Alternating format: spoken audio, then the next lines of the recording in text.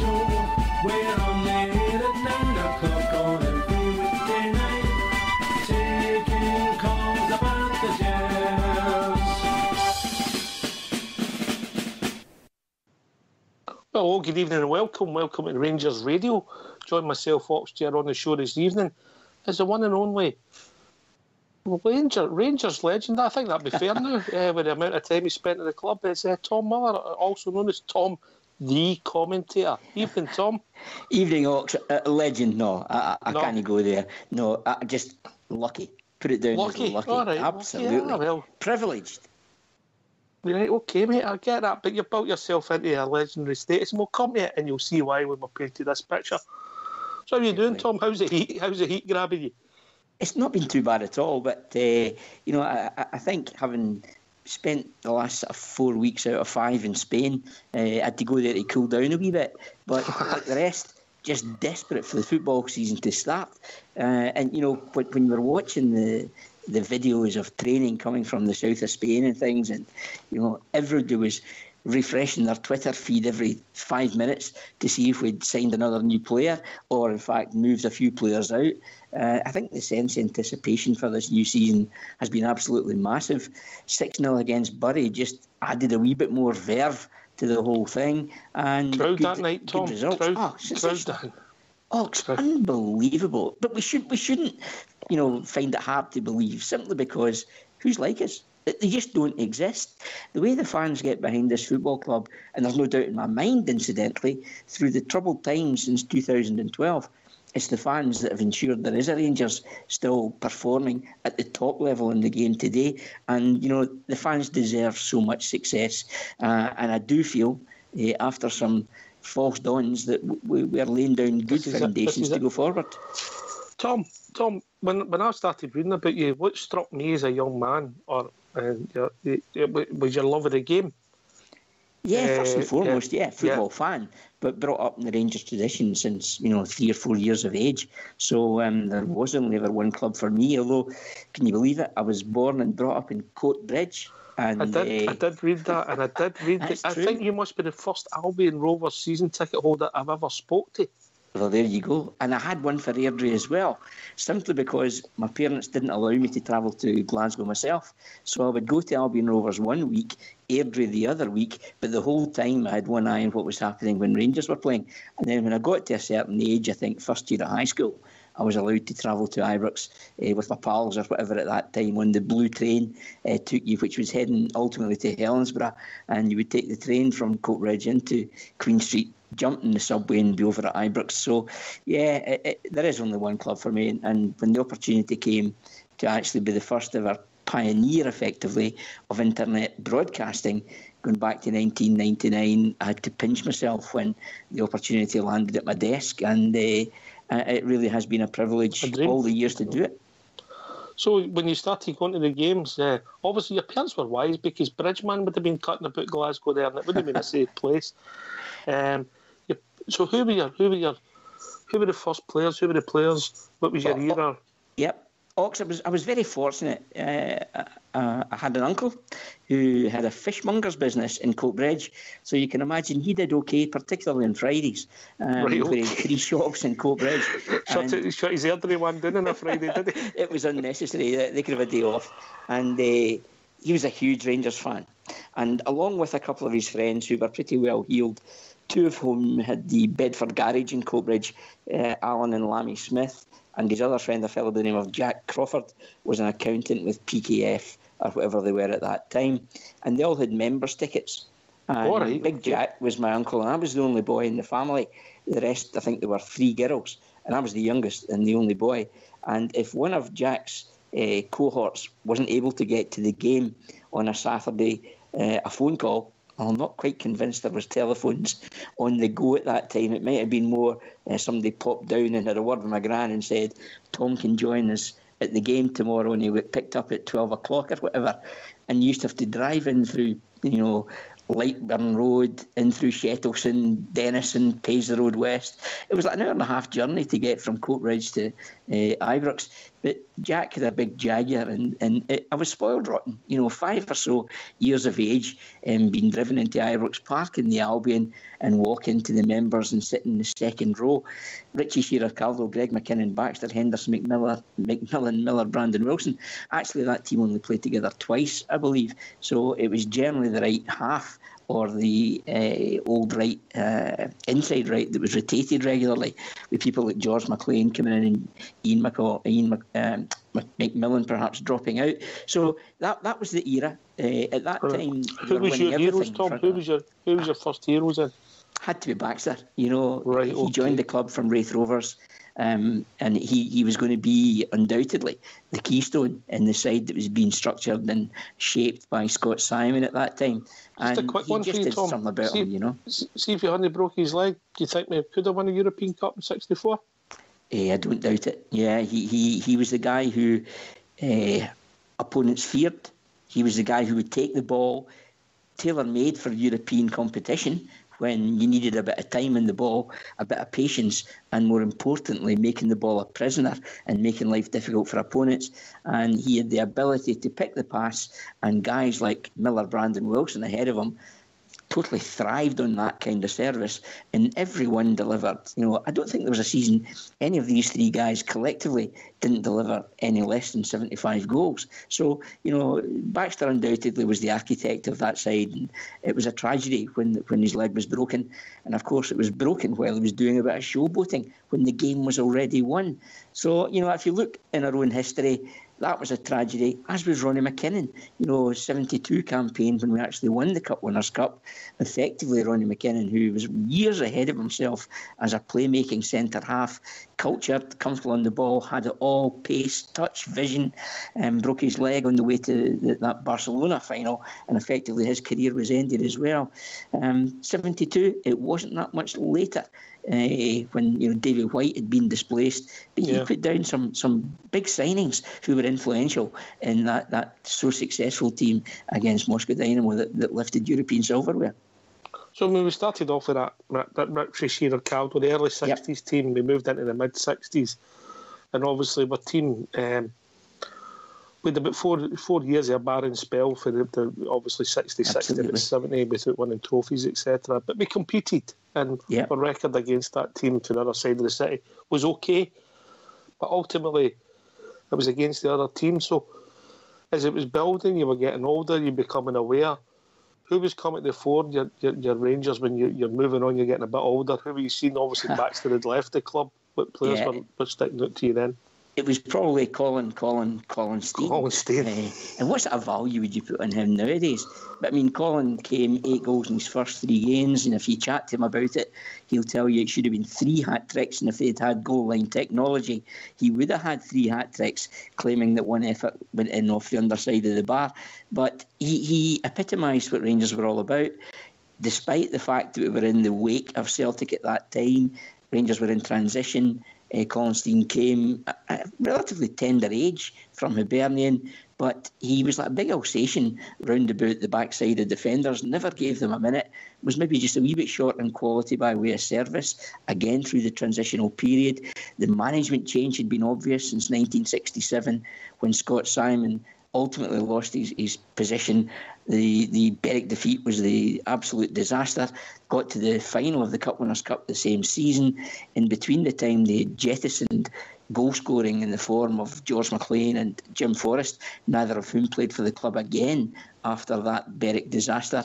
And they went into the match in Nuremberg against Bayern Munich with Roger Hind as a recognised centre forward, who was predominantly more of a wing half in his day. And we were so short of firepower, competed well, and it took a bit of a fluke goal from Franz Roth, incidentally, who's known as the Bull, not like yourself, Ox, who got that goal that counted. So, it could have been oh so different if we got a different result there. Instead of that, our fortunes still were in the wilderness for the next 3 years until step forward a 16-year-old Derek Johnston. I can still visualise him yet getting above Billy McNeil and powering a header into the net in that 1970 League Cup final, lifting our first silverware in 4 years. But we had quality. I'm not quite sure what the missing link was at that time, because you look at guys like Bud Johnson, who was at the club for such a long while. Another player who lost a lot of time to injury and a broken leg in '66 as well, which probably damaged Scotland's hopes of getting to the World Cup finals at that campaign. But we had youngsters who knew what Rangers were about, signed for the club at the age of only 15, and he still bleeds Rangers if you speak to Bud today. I had the pleasure of being with him a few weeks ago, Tom. Yeah. Another player who was so, I lauded his every move, but probably from that era, Colin Steen, and then as we moved on a wee bit further forward, Derek Parlane. I mean, born as the king of Ibrox Park. So there's no real cohesion in my picks there. Jim Baxter, top man. Jimmy Miller was somebody I really enjoyed watching, who had converted himself from a half-back to a striker or an old-fashioned centre-forward, as he would have been known in the day. Colin Steen, and then after that, Derek Parlane, who's a good pal of mine, I have to say, and again, a privilege to be in his company fairly regularly. And ultimately, he's still only a year and a half or so older than I am. But for me as a schoolboy, Derek was something special. Rumour has it he's no changed a lot, Tom. Yeah, he must have struggled for the birds, eh?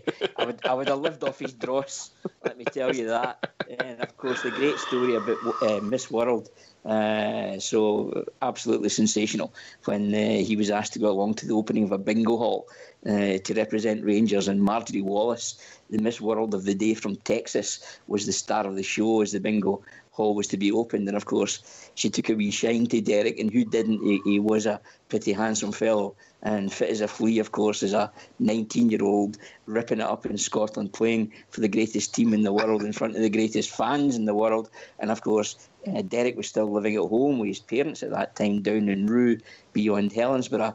And I think when he phoned his mother to say he wasn't coming home, there was a steward's inquiry. But the next day we went home with a smile, the width of the Clyde. It took him all his time not to tell his mother why he'd been out all night. But I think he did take time out to tell his father, who promptly congratulated him, patted him on the head, said, "That's my boy." Oh, well, it takes a lot of beating that, doesn't it? It takes a lot of beating. Yeah. So we moved on, and you've got different players there, obviously different kinds of players, from Colin to Jim Baxter, Derek Johnson, centre forwards. And obviously we had the tragedy that happened to us, which puts everything into context. The disaster that happened to us, but then we bounced back for that as a club. We'll never forget it. We'll never forget the people that passed their days. But did you happen to be there at that day, Tom, or is that something that sticks in the memory for you?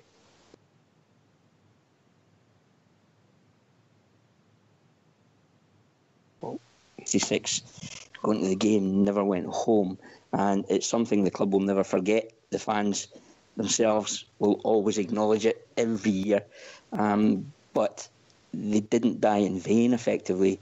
Willie Waddle, back at the club by that time, had made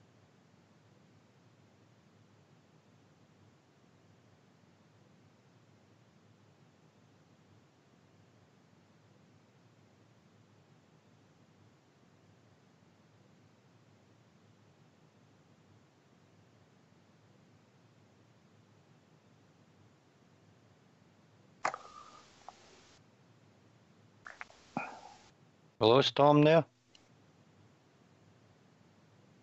I can't hear him, mate. Have you lost him?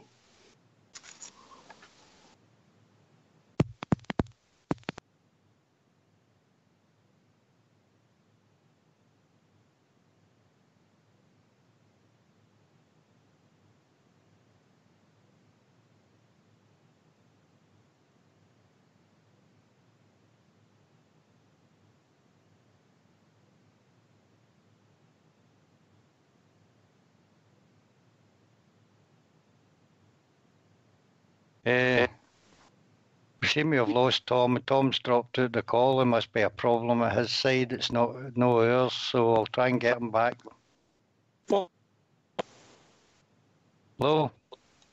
You hear me? Aye. Okay, cheers, mate.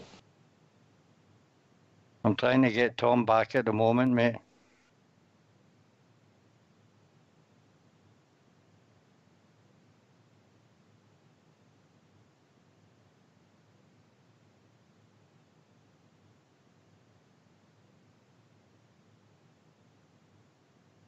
Well, we'll just talk about some of that just now, Oxy. Try to get Tom back. Some of the, similar ages. Obviously, Tom must be similar ages to Bridgeman, because when you think about it, there's similarities there with the heroes. You've got Baxter and then moving on to Colin Steen. So it'd be similar eras, but it just shows you at that time they two were maybe the players that people look to be their icons, Fox. Aye, Absolutely. well, Bridges came in there anyway. A lot of the players they named there was icons of mine as well, Big Colin, Willie, Derek Parlane, etc. Same for you, Bridge? Absolutely, and he was right. We spoke about this not that long ago when we said that Rangers used to sort of rotated or changed. You used to get McMillan playing, but McMillan was only ever part-time with us because he was an architect or something like that. Quite well to do in that sense. So he was only kind of part-time and he never played every game. And you got people like, the George McLean coming in and things like that, they would take over. So Rangers did, but there was a spell earlier than that when the Rangers team, you could rhyme them off, they were the same every week, Niven, Richie, people like that, just amazing stuff, just fantastic. And so he brought a lot of memories back, particularly the day of the bad disaster for us. That strikes a lot of, shall we say, cold into my heart, that does. Well, hopefully we'll get Tom back in a few minutes, Bridge, but similar heroes, mate. Similar heroes to yourself, absolutely. Baxter, Colin Steen, Derek Parlane, Willie Johnson. We had obviously you mentioned Ronnie McKinnon because it was a sad story, but he's not mentioned centre halves being good football players, Bridge. He told you Ronnie McKinnon was a great football player. When you saw, if you ever had the pleasure to watch Jim Baxter strutting his stuff in his pomp, my God, I mean, he demanded the ball, He didn't say anything, just give me it here, son, and I'll show you it today. Wonderful exponent of the game of football. Socks down at the ankles and a lot of the time as well, brilliant to watch. Great player, a wonderful player. Only seen him once, Bridge. Only seen him once. Do you know where? Go on. Kelvin Hall, 5-a-sides. He was playing. Did he play against you? No, he was well past. Remember, they used to have the charity thing. That's right, yeah. And he came on and obviously a lot of people were still there to see him, but he was well past his sell-by date, I remember, it's true. I'll never forget it. Me and my mate were up the Broomloan end when he came back for England. And the first game he was playing was a pre-season friendly against Spurs. And there was like, I don't know how many was there, probably 60-something thousand were in the ground, And Baxter was coming back. And he never came on at the start, but he came on at half-time and he walked out and he was like a duck. He just went barely in front of him, But still as smooth on the ball as ever. Fantastic. What a wonderful player. Wonderful.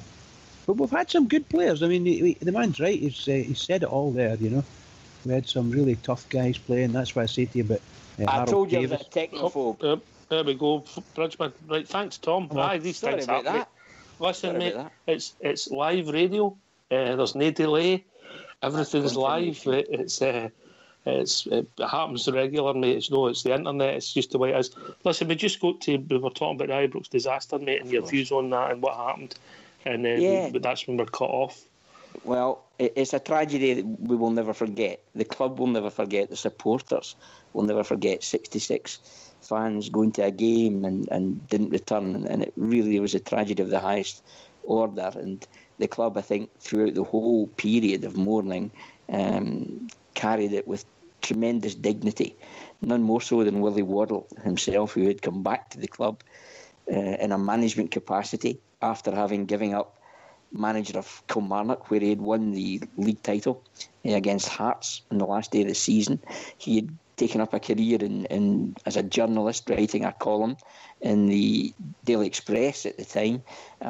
Was very forthright, was very condemning when necessary of the Scottish game and whatever was going on, whatever was the hot topic of the day. He never shirked any topic that was worthy of discussion.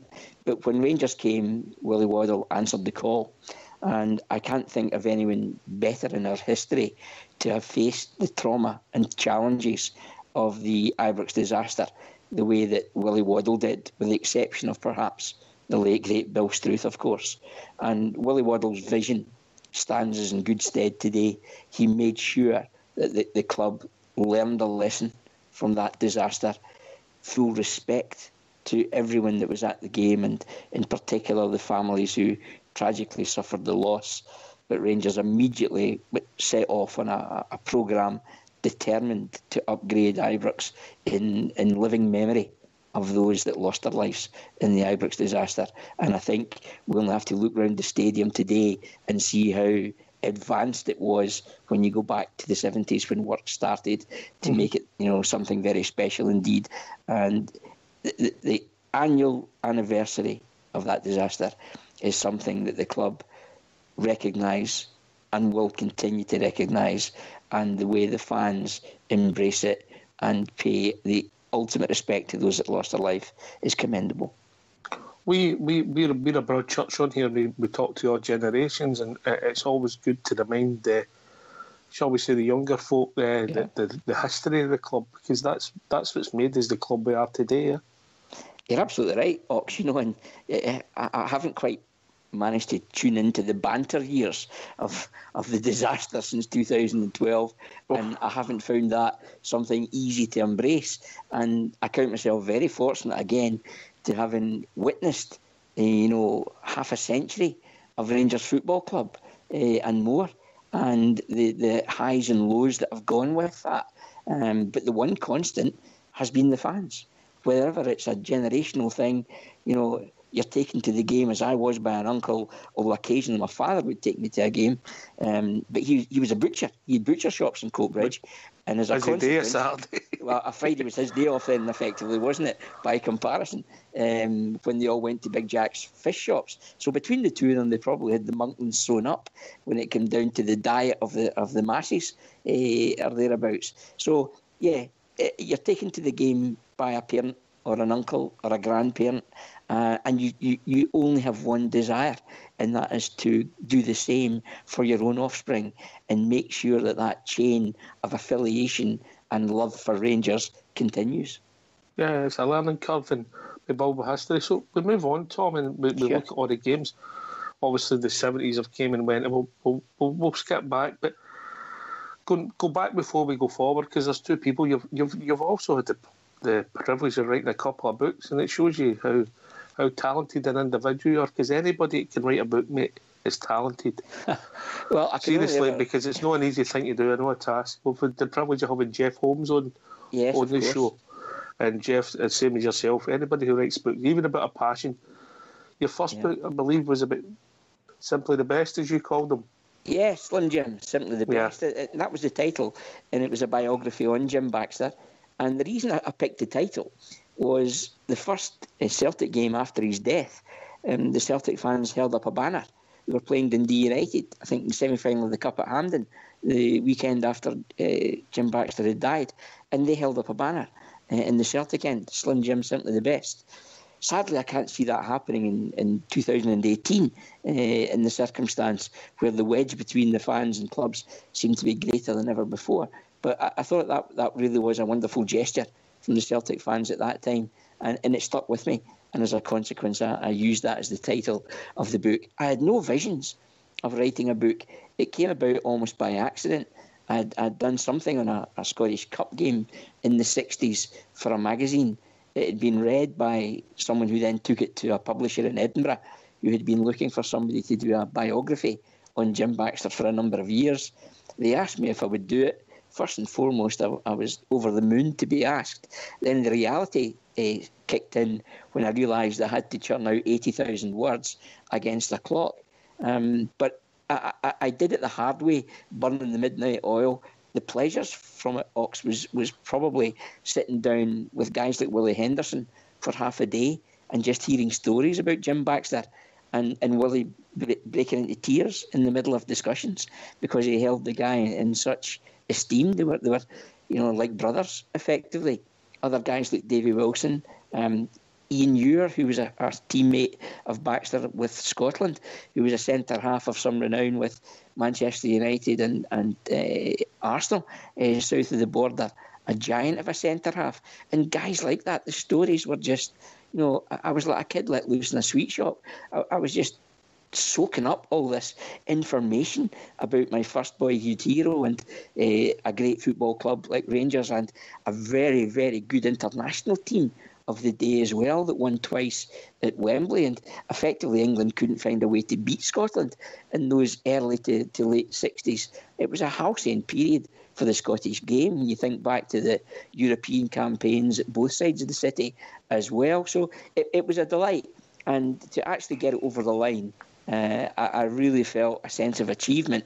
And the second book wasn't on my radar either, but the publisher again wanted something to recognise the life of Sandy Jardine. And while I didn't have a close relationship with Sandy, I was very au fait with the contribution he had made to Rangers over all the years as a player or from the commercial department, and ultimately the march to Hampden, etc., when he really became the front of house, the champion of the Rangers cause at that time, and the one guy the fans had total trust in. So having written the first one, the second one was much easier to do, but probably one of my proudest moments in life was to walk into W.H. Smith in Edinburgh Airport and see Sandy, the authorised biography, being Book of the Month for 2 months in a row. That was something that will live with me forever. Can I just read you about the Jim Baxter book? And this might help people. They might go and buy it, Tom, and take you towards your second million, Well, I don't know about that. There's no, let me just say, there is no money in books, seriously. There is no real value in books nowadays. The people who make money from it are the publisher, but much more is made by the distributor, i.e. the wholesaler and then the retailer. So Waterstones, W.H. Smith, their expectation is probably around about 70% of the cover price. Those that write it, it was just a pleasure to do. It wasn't done for money. No, for the love. Nah, if you analysed the hours it took to put together, you would be working for about 50p an hour, effectively. But a great pleasure and a privilege to do it. I'll let you hear this review, yeah? It's for Ron Blair. I found it today, yeah? Okay. Fortunate to see Slim Jim live in many games, especially the Wembley games and the Rangers Reed D Cup final. We also attended the 1960 European Cup final, reference Puskos, Di Stefano, Gento, who were truly world class, but Jim was better and simply the best. Great to read about his exploits with players and his friends. Wee Willie Henderson, who was an entertainer in the 63 England game, which was the best I ever saw Jim play. Congratulations to Tom Miller for highlighting all Jim's great times and also his family life and having so many great names to speak of Jim. Just wonderful. Humble. One review I read today. Yeah, absolutely humbled. I appreciate you taking time to just give me a wee reminder of what I achieved with that and the way it was received by the public in general. But I think that's testimony, not just the book, about the guy, Jim Baxter, ahead of his time. He epitomised the swinging 60s. He lived like a Beatle in Scotland. He had that gala streak, loved a bevy, loved a punt, loved a bit of the perfume on the other side of the fence, obviously, at every opportunity. And he was the guy we all would have aspired to be. He just had it all. And he could play football as well. He could make the ball talk. And he knew it. And he thrived. The bigger the stage, the more Jim Baxter thrived on just showing all these qualities. And off the field, he had the quickest wit as well. He married a girl from Coatbridge, and I used to stand effectively around the corner from where the girl lived as he was courting her, as they would do in those days, where they probably called it winching. Folks will know what I'm talking about there. And I would be there almost every night, and he would come round the corner in his MG, and he'd go, "No, you again, wee man." And I'd say, "Yeah, can I get your autograph, Jim?" You didn't have the days like now with camera phones and all that. And I think I just about signed almost everything I owned that had any form or shape or relationship to Rangers. So, yeah, he was a special talent, a wonderful footballer, and he just had all the showbiz pizzazz that went with being the number one man. So we move on to your life when you moved on and the job that you're now famous for, Tom, and I would say famous because you're not out of the world because of your dulcet tones, mate. But how did that come about? How did it? What happened? Because you weren't in broadcasting, were you? No, I wasn't. No. I used to play cricket pretty badly. Great game, mate. Great game. And people don't understand it. Perhaps don't embrace it the way they possibly would if they did understand the whole shooting match. Anyway, I was a member of Drumpellier in Coatbridge, and it's a very social sport. And every season would have an end of season dinner, and also part of the club was a rugby section, and the rugby section asked me to speak as a guest at the rugby dinner if someone didn't turn up, and effectively someone they knew wasn't turning up, so they tried to shoehorn me in because I had a bit of sense of humour and a bit of devilment, and I knew most of the guys. So I did speak at this rugby dinner, and the main speaker was John Jeffries, the Scottish and British Lion internationalist, and he said to me at the end of this 25-minute speech or whatever I did, he said, "That was fantastic, wee man, will you come and speak at Kelso Rugby Club?" And I said, "Yeah, but I don't really do this." So I found myself going down to Kelso Rugby Club, and then I was asked to speak at a dinner for Cumbernauld United Juniors, where my friend at that time was the manager. And at that dinner, there was a guy who chaired the event, was with a radio station called Scott FM. And he said to me, "You seem to know a lot about football." And I said, "Yeah." He says, "You ever thought about getting involved in radio?" And I said, "No, the opportunities never presented itself, but were it there, I would love to." And it was the summer, it was the end of the football season, so he says, "Well, what do you do in the summer?" I said, "Well, actually now, by this time," I said, "I look after a couple of professional cricketers from abroad, where I, not quite as an agent, but more through helping them out, I would organise their contracts and help them. They would be coming from abroad, and I would try and fix them up with clubs and things." So I said, "I'm usually out and taking a cricket game on a Saturday somewhere." And he said, "Well, we do a summer sports programme. Do you fancy giving us a cricket report every week?" So that's how it started. And as we got to the end of the cricket season, they said, "Would you like to do some football reporting?" And, again, it was, "Yes, please. Is this really happening?" Albeit I found myself covering games like perhaps Falkirk versus Morton, the second tier of the Scottish game, effectively. But you didn't get a bite at the big games.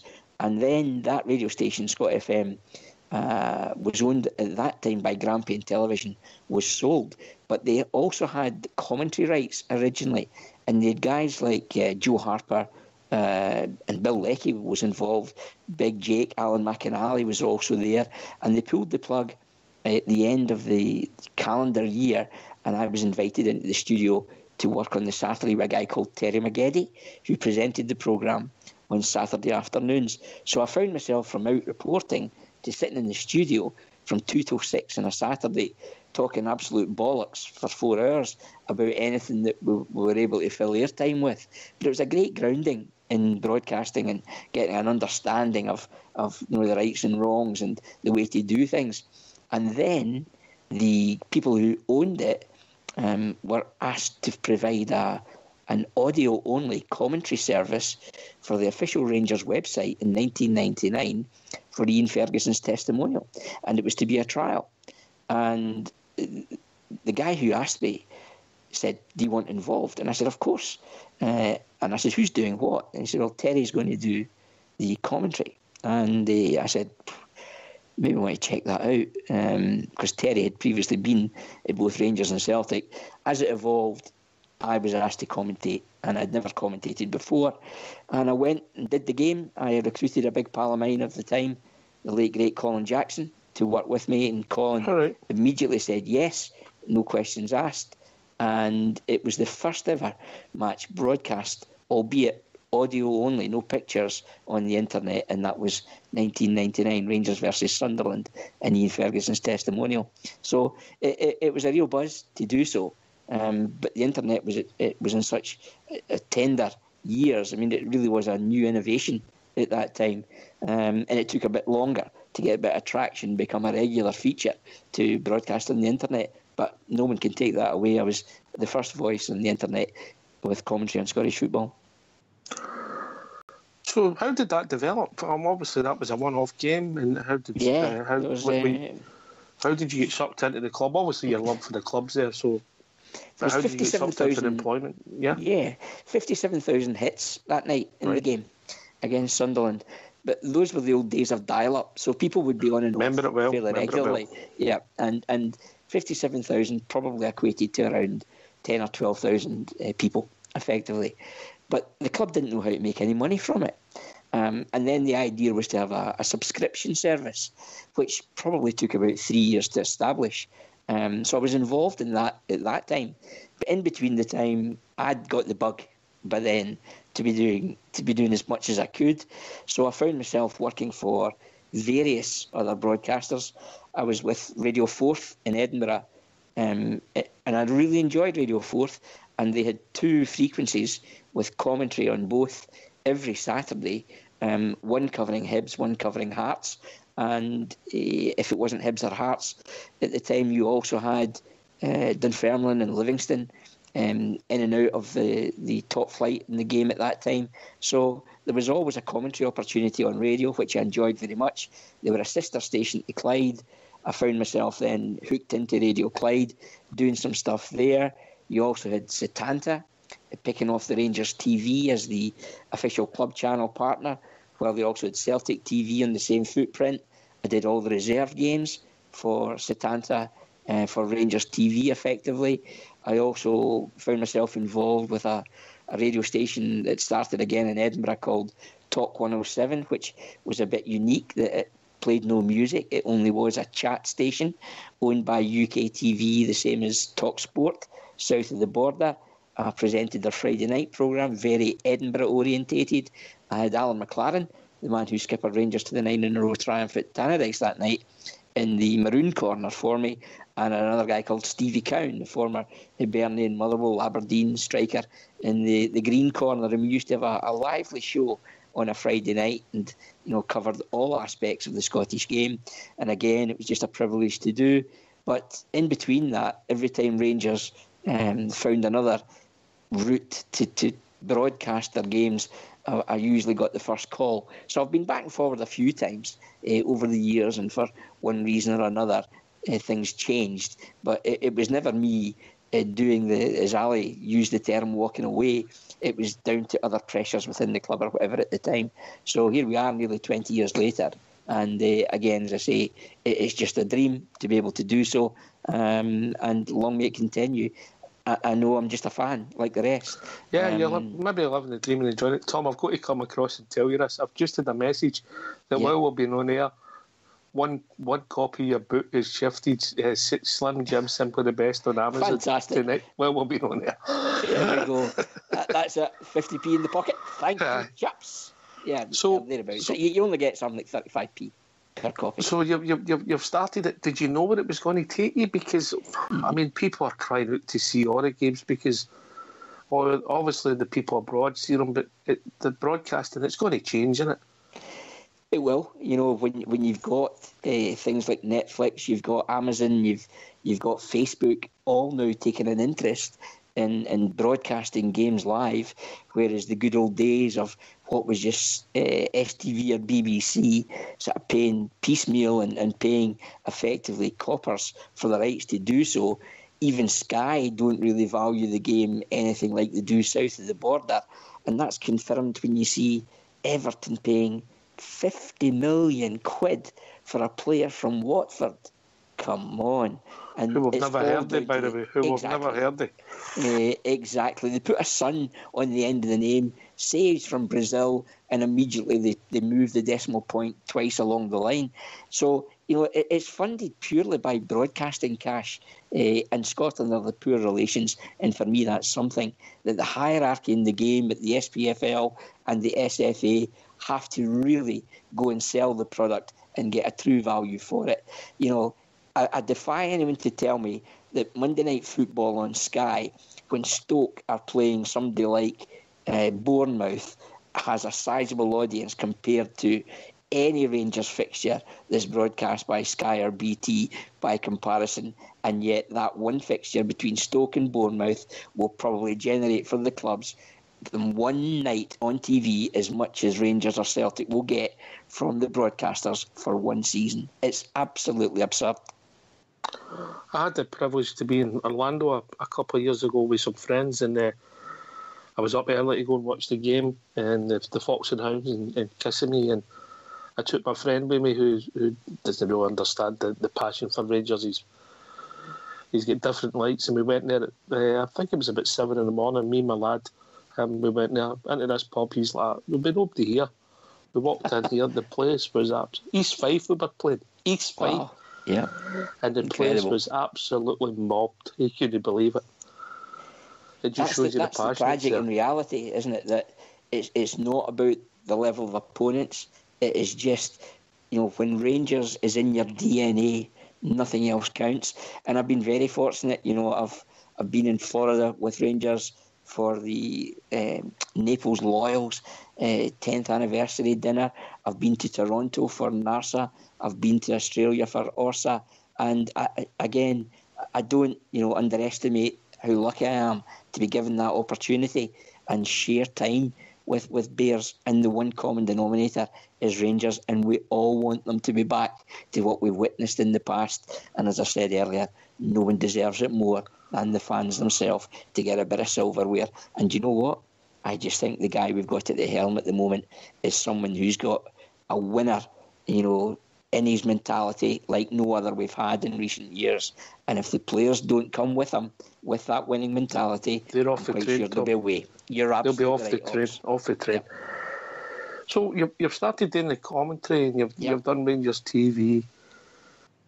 What's the game? You've got to pick one now. What is the game that sticks out for you? What is the one that really you got emotional? I hope it's the next one, to be honest. Okay, I get that. Great answer, by the way. I see what you've done there. And I hope it's the next one again after that. But I think one that really will live with me there are so many, but one that of recent years that will live with me for a long, long time, and it was an audio broadcast rather than with pictures, was the 2011 League Cup final. And against Celtic at the National Stadium, the quick free kick from Vladimir Weiss, catching Celtic cold, pounced upon by Nikica Jelavic, fired it in against the inside of the post.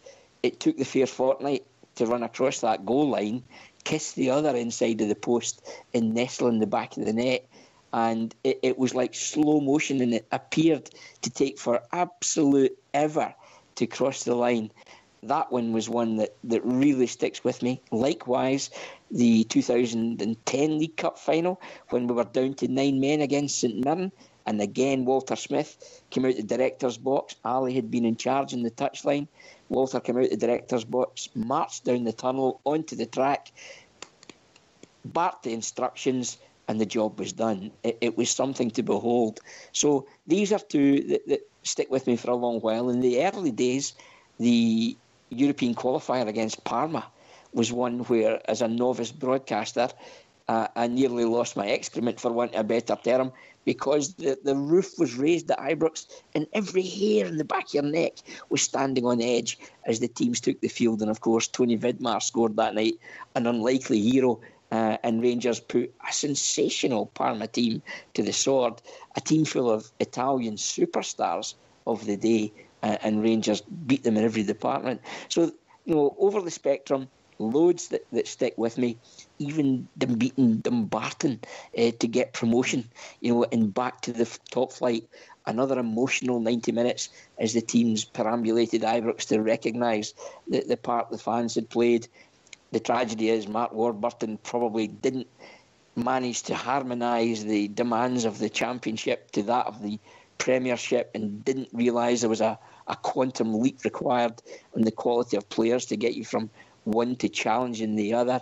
The last day of the old regime in 2012, beating St Johnstone 4-0, the day that a certain Charles Green has held his press conference.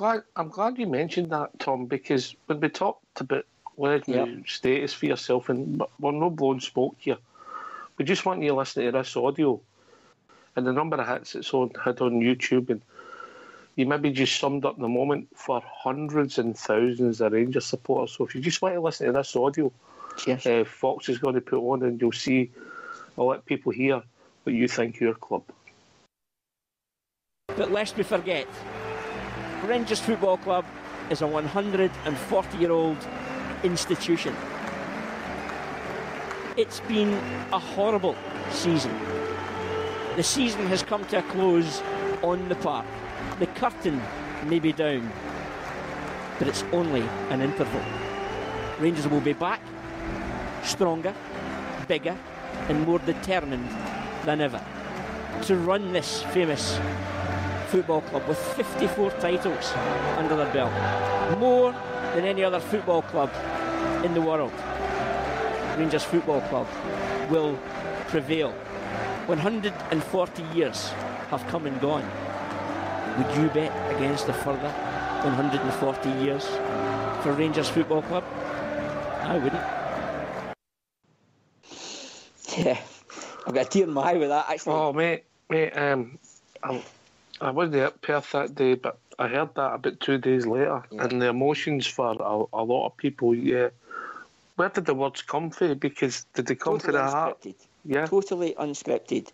On the day of the game, Lindsay Heron, who was in charge of Ranger Media at the time, said to me, at the end of the game, Tom, the platform's yours. Say what you want. And I hadn't even thought about it. Rangers winning 4-0, it was quite a passionate game. You know, I think Sonia Luko snatched a hat-trick. So there was plenty of distractions on the field to the obvious outside pressures of what was happening off the field. And then I just thought, yeah, I've got to get this in because we are in a state of flux here and we needed someone that was going to be big, bold and take the club forward. And I said earlier, we've had 1 or 2 custard pies along the way. So there was nothing scripted and it was just from the heart how I felt at the time.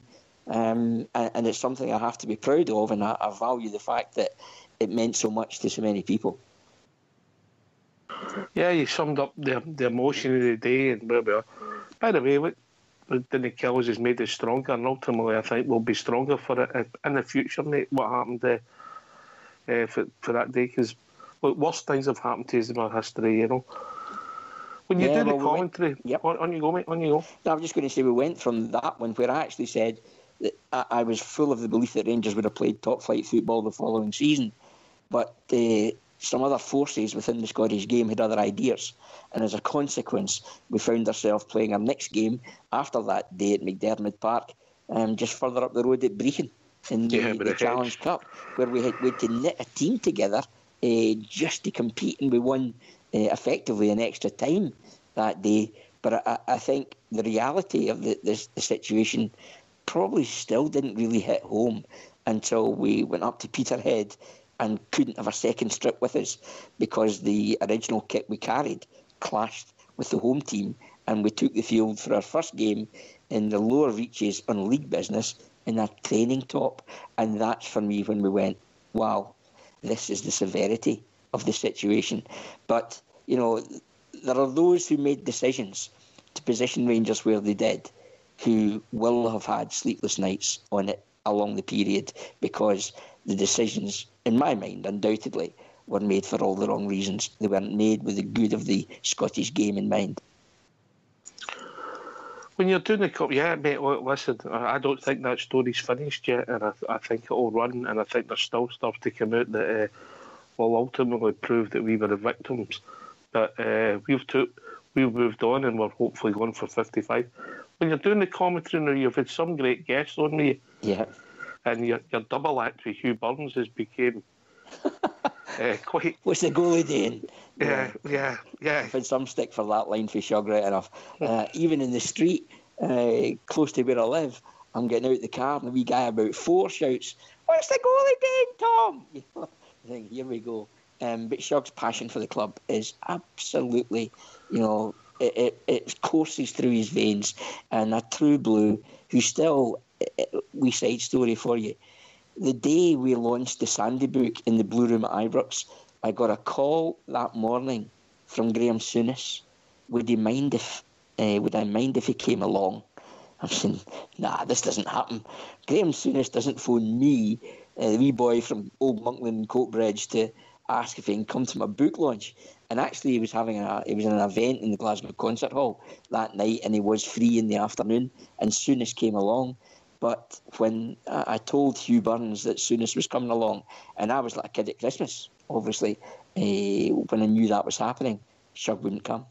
He's still so bitterly frustrated that he was jettisoned by Graham Souness early on in that new regime, when Hugh had felt he had done enough to retain himself in the first team squad. But obviously Graham Souness had other ideas, and now all these years later, but 32 years later, Hugh still, carries a real frustration that his Rangers career in his eyes was ended prematurely. But great to have him back at the club, great to have him involved, as are all the guys. Really lucky that the guys who join me in commentary are all equally determined to see Rangers back at the top. They all want to kick every ball in the proceedings as well. And again, it's just a dream come true to be sitting next to these guys and talking football with them, Ox. Did he? I mean, you've had some top pros on there. Really, when you think about it, even Hugh Burns, I thought was a smashing player when he broke into the scene. But you had Alan McLaren, who was a great player, Derek Johnston, Wovenkrantz, Marco Negri, to name but a few. Did they see the game differently for you, Tom, having played at that level, when you're having discussions maybe off air? I think they definitely do. I maybe see a few things through an educated eye only by the amount of football I've watched, and the fact that I, against maybe what other people maybe think, but I do put a bit of research in. I try and bring a wee bit of colour to the game, predominantly on opponents, because you tend not to know an awful lot about the other team. So I always try and just give a wee snapshot about the opponents, about what they've done and where they've played before. But as far as the finer points of the game, about shapes, about movement, about what players do when they don't have the ball, whereas to the less educated eye, we as fans are generally attracted to what the players are doing when they've got the ball. But these other guys, like Kevin Thompson as well, Lovenkrands, Alan McLaren, all see things that they have picked up over the years, predominantly perhaps on the training ground when they don't have the ball. And that's been a real education for me, and to hear the different viewpoints. And of course, so many of them have played under great Rangers managers over so many eras as well. And just getting the insight to what made them tick, what made them tick as a player, how the management team of the day get the best out of them, and their own favourite memories as a player, and just to be able to build that in as the game maybe hits a bit of a flat spot, it's phenomenal. It's just one of those surreal situations that I just can't get enough of. It's just the pros, just the top pros, the guys at your way who have played at a real high level. Most of them had international caps for various countries, mate. They just see the game so differently for us mere mortals, I feel like, and sometimes they pick man of the match, etc. The people maybe because they just see it so differently. Yeah, in the next couple of games, Ox, I've got a couple of new faces. All right, okay. Exclusive tonight on Rangers Radio for the next two games. Tomorrow night we've got Ian Ferguson, the movie, not the one who's now living in Perth, Australia, but Ian Ferguson, who was signed by Jock Wallace from Dundee for £200,000, who himself in his career was a bit of a European specialist. Scored the winning goal in his first season to lift the League Cup as a Ranger, scored some sensational goals in Europe, one memorable free kick for Hearts against Bayern Munich. Borussia Mönchengladbach as Dundee United made their way to the UEFA final. And the guy has a previous on the European arena. I think Rangers didn't get the best out of him because he perhaps didn't have the focus, and I'm sure I'll draw him on this tomorrow night when he joins me for the Osijek game, that perhaps his application was the thing that shortened his Rangers career. So Ian Ferguson, IAIN, who was a schoolmate effectively at primary school and high school with a certain Gary McAllister. So you can guarantee I'll be boning him about that relationship.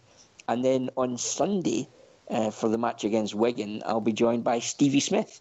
Now, people may remember Stevie for the lower reaches activity, but of course, that was his second time round at Rangers, and he was part of a squad that did lift silverware and his first time round as a Rangers wing back, effectively, his career has been blighted with injuries almost from day one, and lost a year and a half to a back injury when he was at Rangers before he left to go south to Norwich. So Stevie joins me on Sunday. He was with Kilmarnock last season, indeed was captain of Kilmarnock last season, but again has had a torrid time of it with injury, and at the moment is without a club. So, again, we're spanning different eras and trying to embrace as much as we can within the Rangers family. And I do know both these guys, having spoken to them this week, are champing at the bit just to be involved with Rangers again. And that, for me, says it all. Back in the day, had a few nights out with Fergie, mate. He had a lot of attributes that the late Jim Baxter had. Let's just say that. Yes, funnily enough, I thought about that. I was going to liken him to Slim Jim to a degree.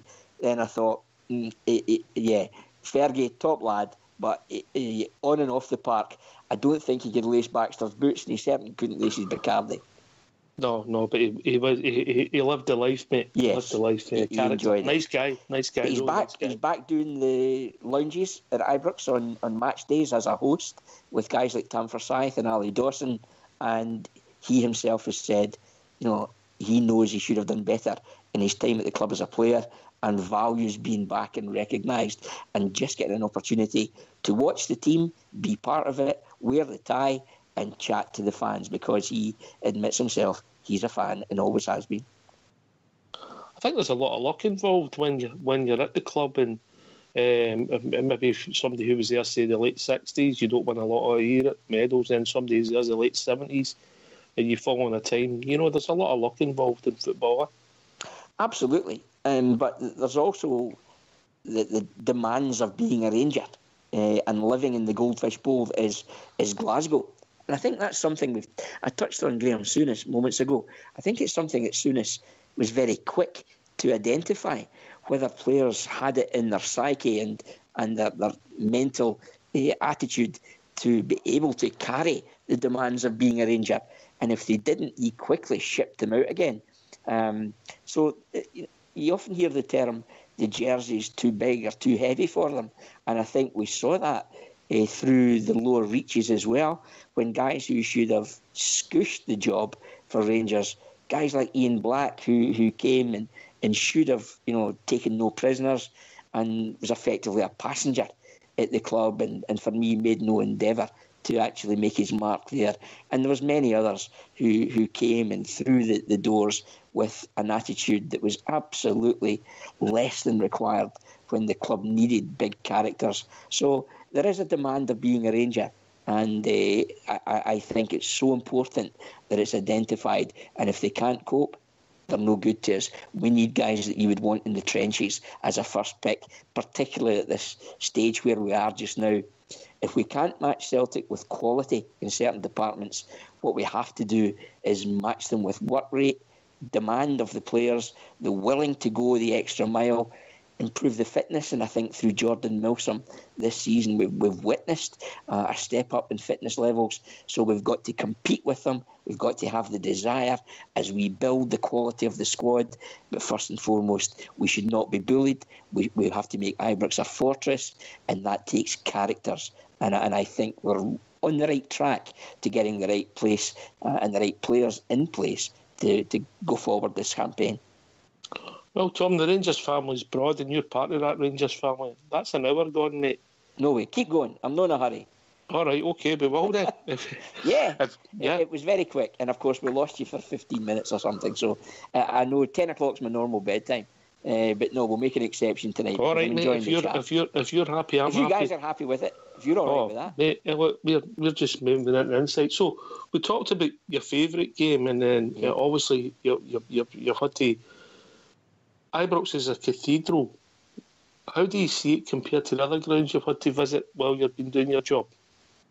Do you know this, that some of the lower reaches, when you went to places you felt you were on missionary work, but an awful lot of people were really pleased to see it, because there's still a major, can I suggest, feeling for Rangers around a lot of clubs throughout Scotland.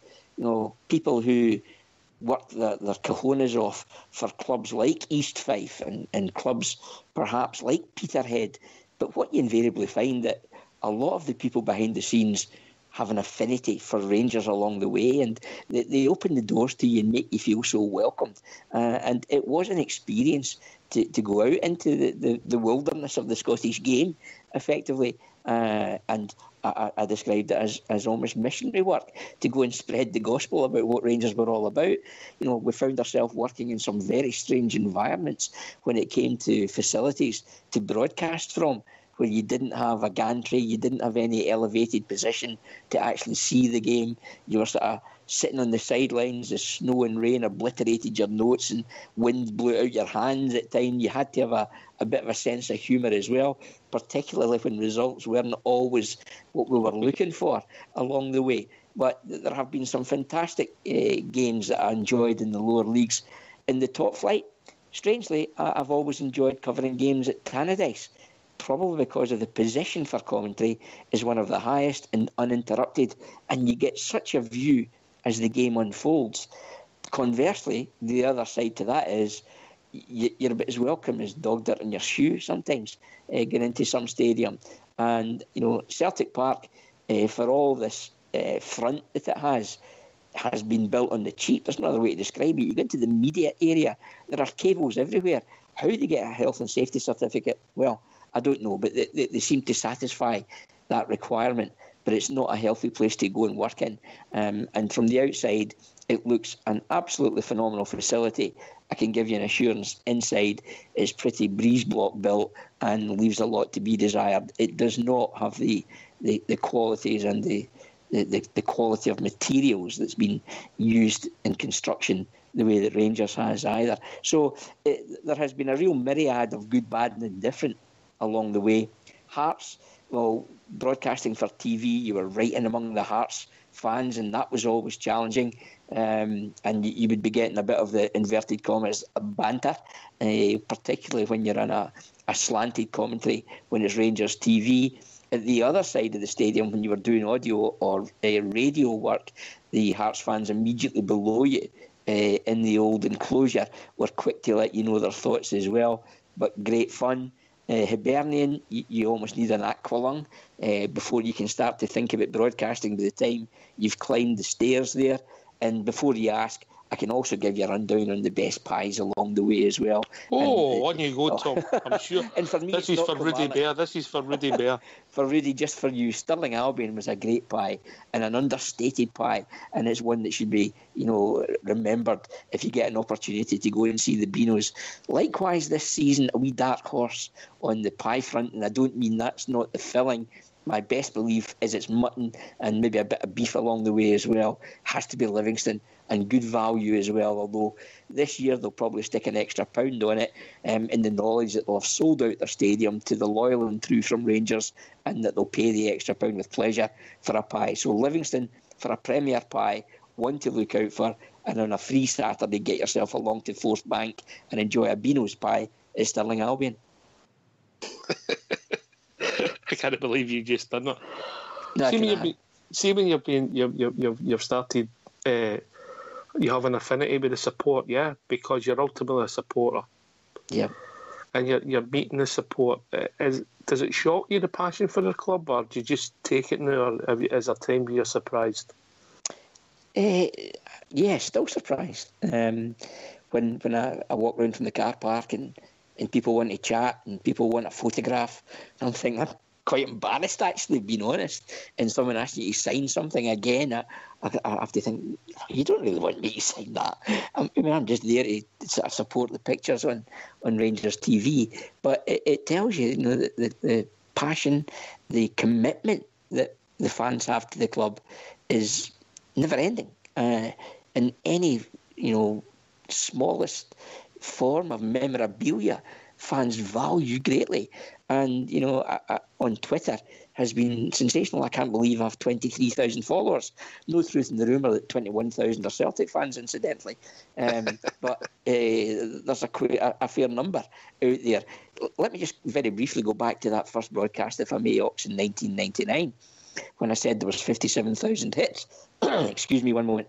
I did the game. And the next day, Rangers contacted me and said, Tom, did you live at 45 Aylesford Road, Coatbridge? I said, yeah, I did. He said, have you got an email? It was 1999 and I didn't have an email. They said, okay, we'll send you a fax. And they sent me a fax and it read, listening to the game in my office in Calgary, Canada, can you tell me if the Tom Miller on commentary used to live at 45 Aylesford Road, Coatbridge?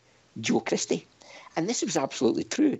This guy, Joe Christie, had moved via Hong Kong to Calgary in Canada more than 20 years before. I hadn't spoken to this guy, who was an immediate next-door neighbour where he lived with his parents. He was around 4 or 5 years older than me, and my parents lived next door. Hadn't spoken to him in the best part of 25 years, and he was listening to Rangers versus Sunderland on the internet in Canada. And then the bottom line to his email that went to Rangers was, P.S. enjoying the game very much, but I have to confirm I'm a Celtic fan.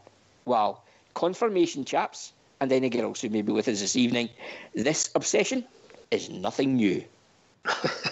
Oh, we know all about that on here, Tom. We all know all about that on here.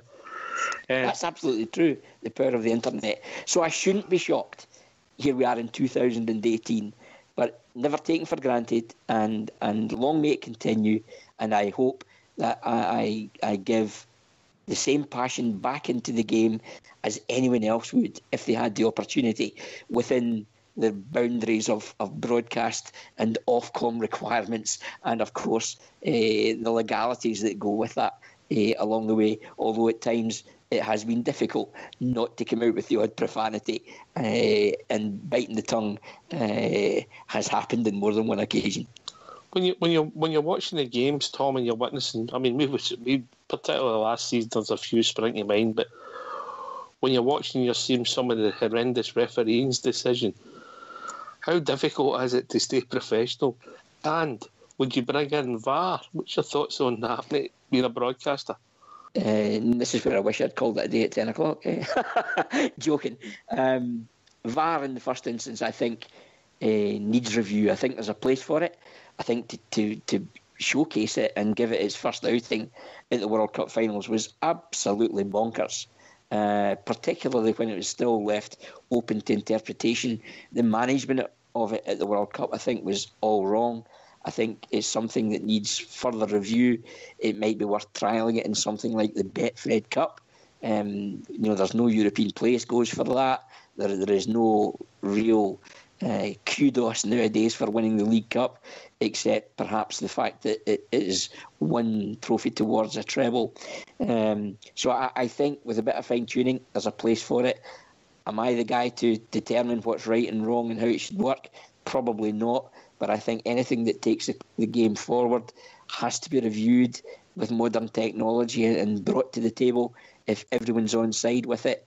As far as refereeing decisions go, as a club channel, we are part of the SPFL, and the club have responsibilities not to bring the game into disrepute, which isn't easy when you look at things like the 5-5 in the last game of the season at Easter Road and other decisions that most definitely fall under the category of bizarre and certainly questionable. Again, you have to call it as you see it. The pictures don't lie. And, over the years, I've had a couple of friends who were referees. One no longer, retired referee, Stuart Dougal. And Stuart would be first to admit, and Stuart had a wee affinity for Rangers, despite what others might think. And you may remember the classic occasion against Partick Thistle, where Stuart told Christian Nerlinger to go forth and multiply, captured by the TV cameras.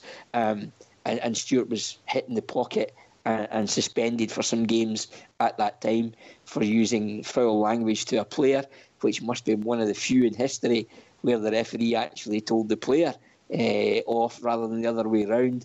But Stuart tried to let the players express themselves and let the game flow, although from the grandstand it didn't always look like that.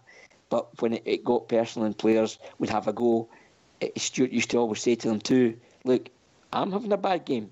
What about you? You're having a shocker. And sometimes that was enough to diffuse a potential problem.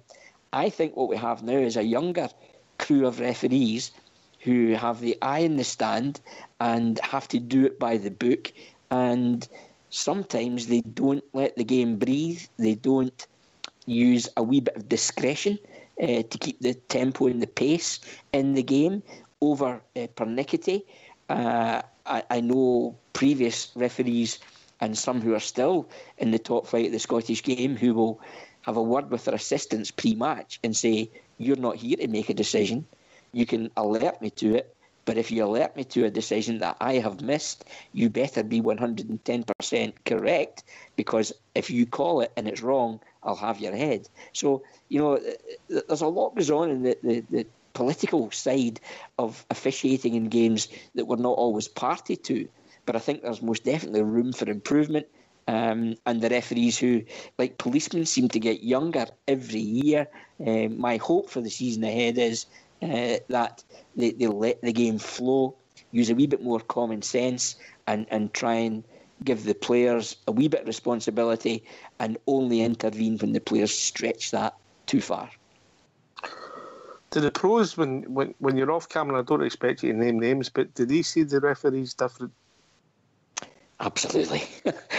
I actually, last year, had to remind more than one summariser, co-commentator, about the responsibilities that go with representing the club channel in relation to criticism of officials. And the pictures don't lie, as I said, Ox. All we can do is let people make their own mind up and draw attention to the fact there would appear to be a sizable question mark against that particular decision. But yeah, we get totally frustrated by it. And we've got the benefit of replay, which not many others have. The referee doesn't have it. His fourth official doesn't have it. The fans don't have it. And, an old referee pal of mine always used to say to, invariably the first decision they make is the gut decision and is usually the right decision. And when you see it back in replay and there's obvious decisions that have been wrong, perhaps VAR can come in at a later date and address that, take that potential for error out it. But on the whole, there's no game without the referee. Whatever happens, we need a referee in the middle, and they're on to hiding to nothing. And let's hope that they step up to the plate, improve their lot, and deliver. And I often say on a match day when I see the referee, wishing you anonymity. And I think that is the one thing they all strive for in the 90 minutes is anonymity. Just get through it without any controversial decisions. And I hope we have a season where the controversial decisions are absolutely minimal. And let's hope that any that are contentious are not at the cost or the expense of points or red cards, perhaps, for Rangers along the way. Yeah, for waving to the fans at Capitol. But we're not going into that too much. But last couple of questions. Well. No bother. Last couple of questions, Tom. Right? How excited? You said you think that Mr. Gerrard, or Stephen Gerrard, MBE, who's came in to manage your club, can you feel a positive buzz in the club that hasn't been there for a while? Well, if I go back to the end of last year, I think it was the first week in November, on a Friday night, Rangers were due to play Hearts on the Saturday at Murrayfield. And on the Friday night, Stephen Gerrard brought a young team from Liverpool to take on the Rangers development squad at Ibrox. And I was in the tunnel when the Liverpool team arrived at Ibrox, and Stephen Gerrard ushered these young charges down the tunnel onto the pitch and then brought them back up. And I overheard them say to the kids of Liverpool, take this all in. This is a proper football club. And the guy had an aura. The guy had a presence. And the young Liverpool players clearly, hung on his every word. And he had the walk of a champion. He had the gallus and nonchalant gait of a winner who knows the game inside out. And when I heard he was a candidate to take on the manager's job, I was absolutely over the moon, because there was no obvious candidates out there that didn't divide the support as potential replacements for Pedro Caixinha. And when Stephen Gerrard came forward, I thought, yeah, it's a clean slate, it's a gamble. but there isn't a managerial appointment out there that isn't a gamble. But what we've got is a guy who has global fame in the game. And if you haven't read his autobiography, I would urge anyone to do so. I read it while on holiday early in June, Steven Gerrard, My Story, and it leaves you totally confident that this guy, if he doesn't deliver for Rangers, it won't be for the want of trying, that he doesn't suffer fools gladly. Even in his early days as a player at Liverpool, he strived to be the best, and in the book he also confirms he would have booted any teammate in his way in training to be the best on the training ground that day. He just wanted to be the best, wanted his teammates to be the best, and wanted to be a winner. And that mentality, I'm sure, from his playing days will be carried forward into the manager's office at Ibrox. And I think the way the players have already responded to him is something that can be acknowledged. I think he's gone back to basics and addressed the defensive deficiencies. And clearly he wants to add another defender there, because with the exception of the first picks of Goldson and Katic, you're then into the youngsters like Aidan Wilson and Kyle Bradley for competitive places. So another centre-half is, for me, an absolute essential. So he's addressing from back to front. First and foremost, be difficult to beat. And with Alan McGregor behind the rear guard, you've got someone who is an organiser, who knows the game, and again, like the manager, is a winner. He knows the club, he knows what's expected, and he'll give his all to deliver along the way. We need to sharpen our act in the final third. No shot that the manager identified that himself last Thursday, and I'm sure the coaching staff are working furiously and tirelessly to address that and give us a wee bit more of a potent force up top, and we're not a million miles away. All right, I've just got to give you some messages, mate. We've received tonight. These are people who've been listening and want to send their regards to your good self. Plymouth True Blues, Baillieston True Blues, Orange County Rangers Supporters Club, Super. Lagan Valley, Lisbon Rangers Supporters Club. And Plymouth have said, he's that good, we should kidnap you and not let you off the show. Well, I'll be happy to come on again, guys. And I'll give you a challenge, Tom. If campaign continues. Yep. If you want to come on and you think what you do, if you want to even take the time to name your all-time Rangers 11, we've tried it, mate. It's not an easy task. It's not easy. It changes by the day. One night you have one team, and then you think, my goodness, how can he not be shoehorned in there? And you only have to think of left wingers before you go any further. How do you determine Laudrup, Cooper, Davy Wilson going back? Davy Wilson would chip in with 20 goals a season, a flying machine, equally comfortable playing as a centre forward as well. Cooper, a magician with the ball, who was such a good teammate that he just used to tell guys like Ian Durant and McCoist, get on your bike, I'll find you with the pass, and invariably he did. And Laudrup, who every time got the ball, that there was a sense of anticipation all around the stadium, and you were on the edge of your seat. So before you even think about, a battle for the right back berth over the years, or where do you shoehorn Baxter into midfield, how do you find a striker that would compete with the likes of Ali McCoist in his prime, Derek Johnson, who as an 18-year-old was like Franz Beckenbauer at the heart of the defence. We've had such quality over all the years. It would take a bit to determine my absolute all-time 11, and I'm quite sure I'd have a few sleepless nights in trying to do it, but it'll be a pleasure to chat with you again and give you a wee bit of a snapshot as to why I would pick certain individuals. Incidentally, on the official Rangers podcast, which came out today, there's a wee feature that I've been working on with Nick Thompson, who's a great lad, now full-time on the Rangers media team, and it's to recognise some of our international players whose international caps for Scotland hang in the corridor between the manager's office at the top of the marble staircase and the Thornton suite.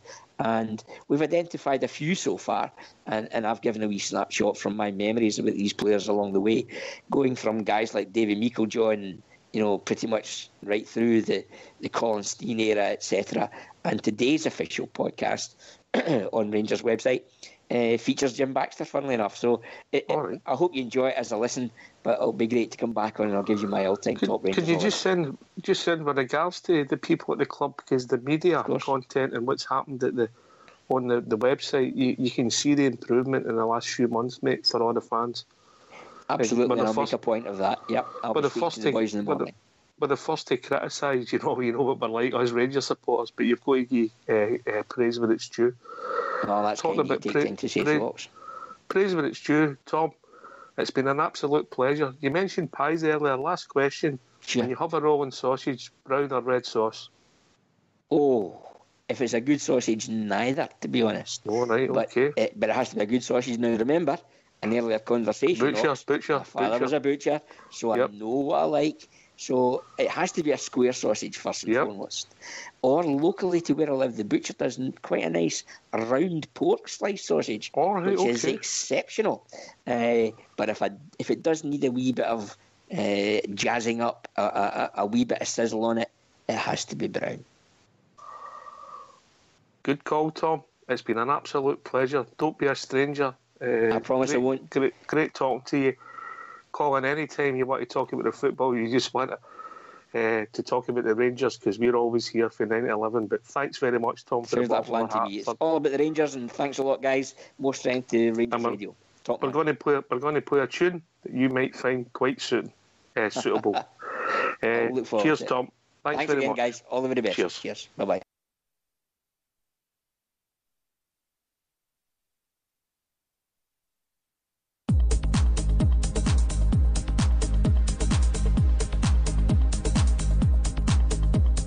Argyle so young, to Glasgow City to come, seeking fortune and a new way of life. How could they all know that their ambitions would grow? Such a beautiful story, but here's how it goes.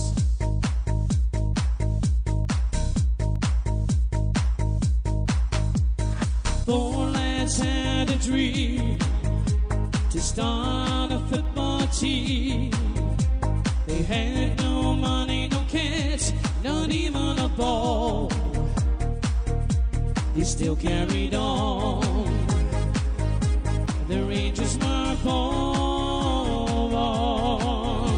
54 titles, we're still going strong.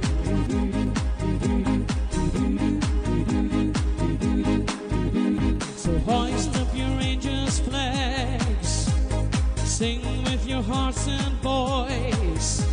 Let's celebrate the greatest club in the world. Let our history show what we already know. We are the Rangers, the greatest of all.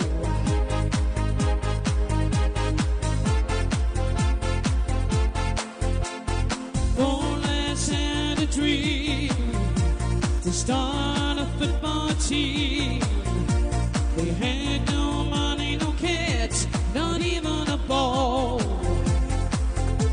They still carried on. The Rangers were born. 54 titles, we're still going strong.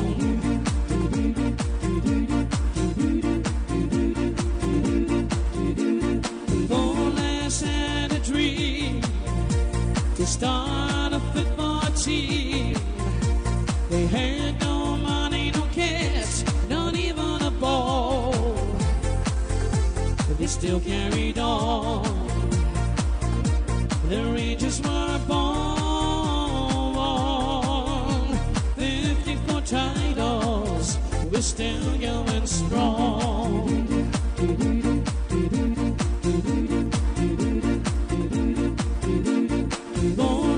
Had a dream to start a football team.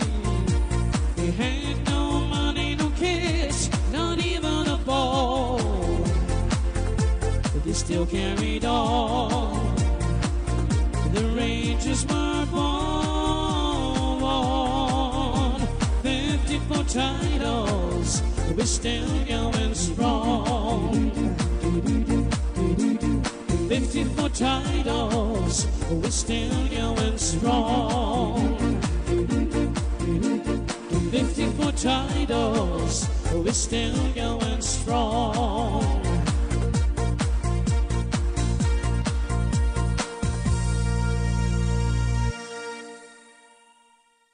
Well, thanks for that, Fox. I've been joined by Bridgeman, Ulster Bear, and the one and only Fox. Evening, gentlemen. Good Hello, evening, guys. Good evening. Can I just Bridgeman. say, first of all, Yep, well done, Oxshare. Absolutely brilliant. Great interview. Thank you very much, Tom Miller. Same sort of areas yourself. A lot of memories for you there, Bridge. Oh, yes. Full of them. And you get humbled when you listen to them. When you hear other people saying some of the things that you say or you feel, whatever, What's that? Somebody trying to phone in? Sorry. That's away. Sorry, there's somebody trying to phone in. I know caller. Let's call them. They did share which. You're right. I just say it brings back memories, and a lot of the stuff we talked about was quite modern as well. So you guys are involved in that and those thoughts and things you like to speak about. You covered it all. Very good indeed. Very proud. I'll just put it out there that somebody's phoning their old call. If you want to phone Rangers Radio, you'll be brought in. Fox, what a gentleman. What a proud of good for our club, and obviously fair play to him for coming on. The first time I've had any official connection with the club to come on the radio show. Aye, highly delighted with that, mate. I've met Tom personally a couple of times, a couple of Rangers functions, and he's an absolute gentleman. Very funny if you ever get him to your club for a speaking engagement. He's a terrific turn.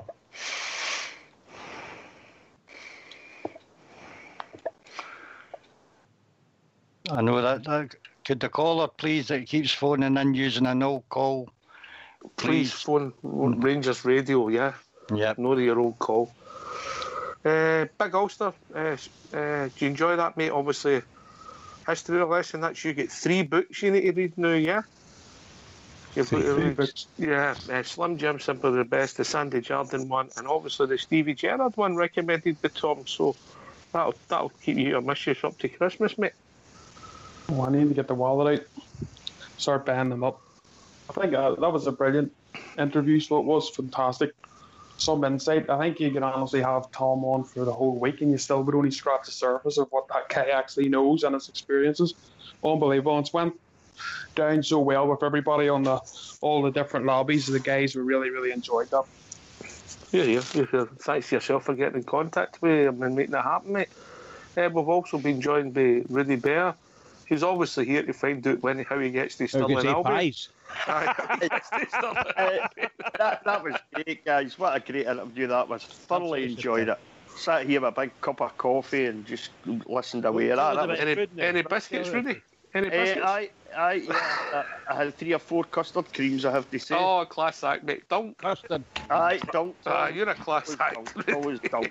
No, I'd like to thank a lot of you guys there for that. That's whoever was responsible for making that happen, because that was absolutely fantastic. And I could happily have sat here for another couple of hours and listened to that Ox. And I'd like to thank Tom Miller for his advice on where to find the best pies in Scottish football. I'll check that out.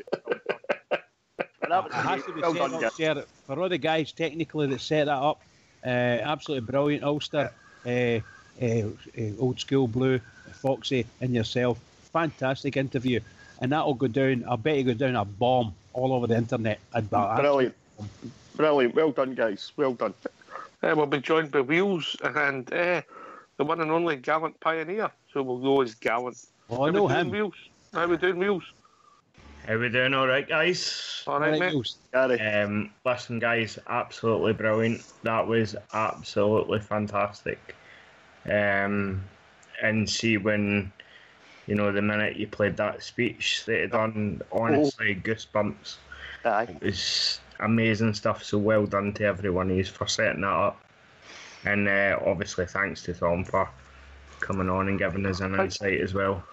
Big thing for us, Wheels. That's the first employee we've ever had for the club. Or I don't know if Tom is employed directly by the club, but obviously works for the club in some capacity. Come on the show, which is a great thing for us, Bridgeman. Before we go to Gallant Pioneer, a great thing for us. Absolutely fantastic. A marvellous interview.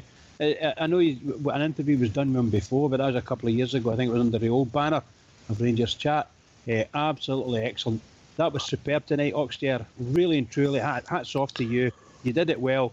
Really, really, really good. And you let the guy in. The guy gave some really good, shall we say, chats to us.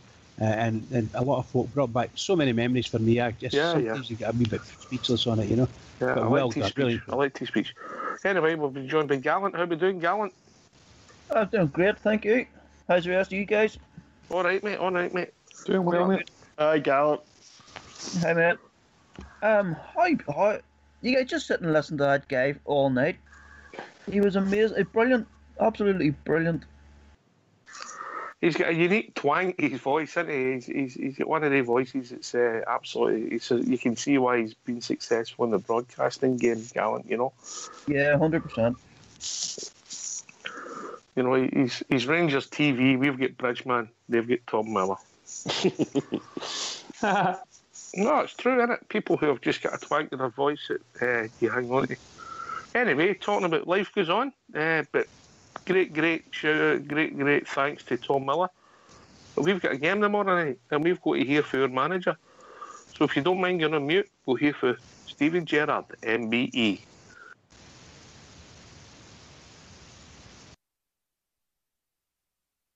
Stephen, when we go on, how do you feel you've benefited from the extra week with players and how the preparation's going?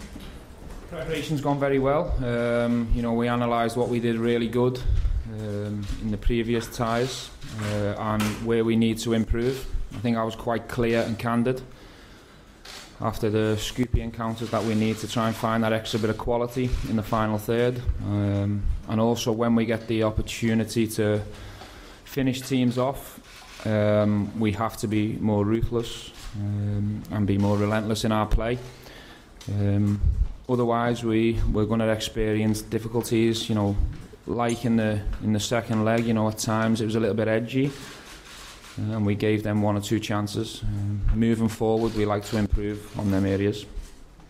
You've added Ryan Kent since then. Is he available ready for tomorrow, and what will you offer? He's just got clearance about 1 hour 30 ago, so he's available. What will he bring to the squad? He's an attacking player, plays on either side. He can also play as a number 10. He's quick. He's aggressive in possession in terms of 1v1s. He's an exciting player to watch, and we're hoping that he can help us in terms of creativity in the final third. Obviously he's 2-3 days in, so it will take him a while to settle in and get used to his teammates and the surroundings, but in terms of fitness, where he's at, he's in a good place because he's had 2-3 weeks with Jurgen Klopp, who is not shy in terms of pushing the players physically, as we all know. So Ryan's in a good place. He's trained well the last few days, and I'm really looking forward to seeing what contribution he can bring to the team. Last week didn't travel, I gather. Is he still a bit away from fitness? Yes, he's probably a couple of weeks away in terms of being ready for real game time. You might see him at the weekend for a certain part of the Wigan game, but at the moment we felt it was best for him to stay behind and be pushed by the physical trainers. We have to make sure that when the supporters and people see these players, they're ready to perform and they're at a high level fitness wise. I think we'd be doing them a disservice if we put them in when they're not really ready, so that's the idea why he stayed behind. Will it be a slightly different approach for this game, given that the second leg's at home this time round? Not necessarily. The idea will be to win the game. We're coming here for the results. I think the important thing is that we do take it into the second leg and give ourselves the best chance. My experience of European football is even when you're away first, the important thing is to make sure you're in the tie come the second leg. You can't win the tie tomorrow, but you can certainly lose it. So it's important that We defend very well, and we're organised, we have a nice shape about us, but as I said to you, we need to show a bit more belief and a bit more aggression in terms of taking it to the opposition, so that'll be what we'll try and do. Tim Kovacic, RTL Television Croatia. First of all, welcome guys to Osijek, to Croatia. And the question is to Steve Gerrard. Osijek not being that well known in football circles, except that we have won, maybe you've heard that we have won against PSV first and the second leg last year. So the question is, how did you manage to prepare your guys, your teams, for that non-well-known team? And what are our weaknesses, and maybe where the danger is coming from Osijek? Have you studied us at all? Yeah, we've studied them a lot. We obviously have known for quite some time that potentially they could be one of the opposition. If we were to progress against Skopje, we knew that Osijek were the favourites to progress as well. So we've had time to analyse the team, the manager, the strengths and the weaknesses. We feel as if the preparation's gone very well. The players are well drilled in terms of what to expect, especially here at home. We know they're an aggressive team, they're very good going forward. They're very strong down the left hand side. We know the left back puts quality into the box. He has a danger from set pieces as well and carries a goal scoring threat. Also the new signing, Henty, is powerful, he's pacey, he's quick. He started the game as a number 9 and then moved to the left hand side. So we know they've got strengths and match winners in the team. But like any other opposition, the most important thing is for me is to make sure that Rangers are right and ready and prepared for the challenge. We know it's going to be tough, but we come here with confidence as well and belief, and we're ready for the challenge. Question, obviously you have a strong fan base. Macedonia showed that as well, but I don't think that so much supporters are coming from Scotland here. Would that be a disadvantage for you, or you expect that there will be a fan base and supporters here in Osijek? There'll be supporters here. Thank you. 100%. Ryan, you played here before with Aberdeen in Croatia. How can that experience help you? Yeah, I've played in Croatia before. It was a very good result that night, but I'm at a different club and playing a different side, so it's probably going to be totally different from what it was before, but as equally looking forward to it, and I'm sure we'll get the right result. How did you experience England being beaten by Croatia in the semi-final? No comment. No, I think congratulations to Croatia for reaching the final. I thought you've done a fantastic job. Excellent team. I think a very good example to any football team in the world in terms of togetherness, hard work and commitment to the challenge. I think at the moment you possess the best midfield player in the world in Luka Modric, who I'm a huge fan of, and also one of my best friends in the game, Dejan Lovren. Congratulations to getting to the final. So well done, but in terms of England, we'll get you next time. What's your opinion on Nikola Karic? Is he national team potential? For sure. I have no doubt if he keeps progressing and keeps improving, he will be a national team player for sure. He has settled in very, very quickly. He's a very impressive person, very humble, someone who works extremely hard on a daily basis. He's very committed to this challenge and this opportunity of coming to Europe. He is obsessed with improving individually. I think Ryan will back me up in terms of he's been very low maintenance and someone who's mixed with the group very, very well. So I think he has got a really big future, and it's my responsibility and the experienced players in the group to help him grow and become a better player, and we're very committed to do that. Well, thanks for that, Fox. Well back, gentlemen? Yeah, back. Yep. Yeah. Tom Muller talked about character and our manager. I mean, we've said the sound bites before. Well, but when we tried with Kachina to say, be positive, but we've got a leader, and I'm going to do it in what I reckon's age order. You're in the panel, so I'll start with Bridgeman. I think there was the whole interview was just excellent, with the exception of one thing. I'm not too keen on the lassie that interviews us, interviews of people. I'm not too keen on her at all. But over above that, I thought it was a cracking interview. I think sometimes he comes across and you wonder, you listen to him, you think, so much wisdom. Is he your manager? You know? He's so young. He's young as well. Unbelievable. Young man. Really and truly impressive. Absolute magic. And working great. You know, when he mentions one of my best friends is a boy Lauren, you know. So this guy's trying to get some information, and because it's Croatia and so on and so forth. And Steven Gerrard, well, what can you say? He turns around and says, well done to Croatia, but maybe we'll get you next time. Marvellous comeback. Superb. Fox? Glad he cleared up it was a matter that Omar Sadiq never travelled. I'd said to you, Ox, after watching the training video, that he looked a bit behind the others. Aye. And it's good that the other young boy who's just joined us, the boy Ryan, has benefited from a bit of pre-season with Klopp, so he'll be ready to step in if needed. And I'm really looking forward to this game tomorrow, see if we've improved any better than we did in our last European game. Right, this is going to be tricky now, so I'm going to go with their friends here, Rudy boy, but I think you're next. I thought you would. Yeah, class just absolutely oozes out the man, doesn't it? You can't help but be enthused when you listen to him talk, you know, just the way he delivers his answers to the press. And if there's something I have noticed over the last few weeks is certainly giving him much more respect than they did Pedro or Matt Warburton, aren't they?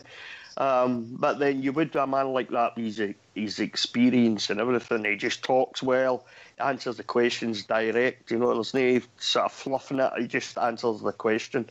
For me, it's just, I'm on the train, it's as simple as that. I'm driving it right now. I love it, Rudy. I love it. I'm so forward to it, like Fox. Sorry, Ox. Just to say, carry on, mate. Really looking forward to the game tomorrow night.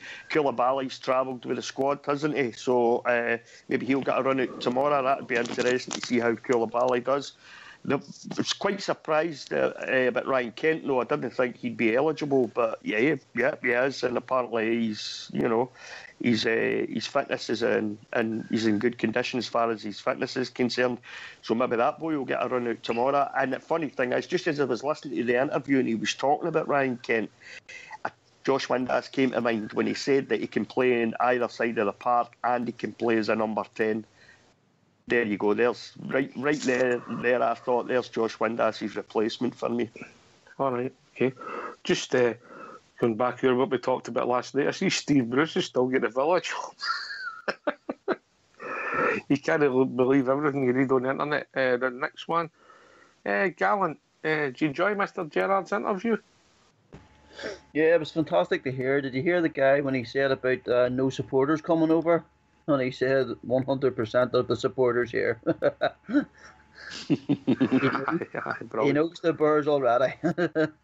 I don't think some of them have went home because it's only up the road from where they were last week. Maybe that boy we were all looking for had it right. He should just stayed and killed two birds with a one stone. Wheels. I mate, I always love listening to Stevie talking, but what really stood out for me when he was talking about Omar Sadiq, and he said he doesn't want the fans to see players on the field when they're not ready. You know, I thought that was brilliant that he said that. He wants the fans to see the players when they're ready and raring to go. So it's obviously the right decision that he has left the boy behind, but he's just brilliant. He knows how to handle the press. His answers are, just really composed, and it's just so different to what we've heard before. Do you know what I mean? When you hear his interviews, you never think that you're going to hear the same thing over and over again. That's an issue we've had before. So, no, I really enjoyed what I heard there. All right, now the Baba, Big Ulster. The young one. I thought he was very impressive. You can just listen. It's a bit like going back to Thomas. You could just listen to these guys all night long, especially Stephen Gerrard as well. He's just fantastic. But he's been obviously media trained from a very young age. He's been a captain of Liverpool from when he was very young. So he's done these things, in the big games, etc. These interviews, and he's absolutely fantastic. I think what impresses me the most is his knowledge of the team we're going to play. He was in depth on certain players. And I know, obviously, Warburton had a tactic of let's not worry about the opposition, let's only worry about ourselves, but that doesn't always work. You have to respect the opposition. That's ludicrous at top level. That is honestly, of course, ludicrous, mate. If somebody's strength is all down the right side, you have to be able to affect that as a professional, and it's all part of the game when you get a 50-50 game, mate. I like Mark Warburton. I thought that he was a bit schoolboyish in that sort of comment. Well, nothing against Mark Warburton, by the way, but that's only my opinion. No, you're right, and but then again, this is as what Dave King alluded to. Yes, he doesn't have managerial experience, but he has experience in big dressing rooms, and that's obviously he's learned that trait from the biggest managers in the biggest games. Because they're obviously doing the same when he's playing for Liverpool against the top sides in Europe or the teams in the Premier League. The managers is focusing on the opposition, their strengths, their weaknesses, and relaying that to the players. And that's obviously something Stephen Gerrard took away from that and hopefully is implementing into us, which will help us no end. Fox, did he give any clues what the team was going to be tomorrow night, do you think? No, not really. I think he's keeping that quite close to his chest. I'm with all the other guys. I could listen to the two people that was on all night. Absolutely great talking about football. I just hope that Steven Gerrard is the success that everybody thinks he is. And a good result tomorrow will see his onward way to having a good season, I think. So stick in there, boys, and come home with a result. What's your thinking for tomorrow night, Bridge? How do you see his lining up?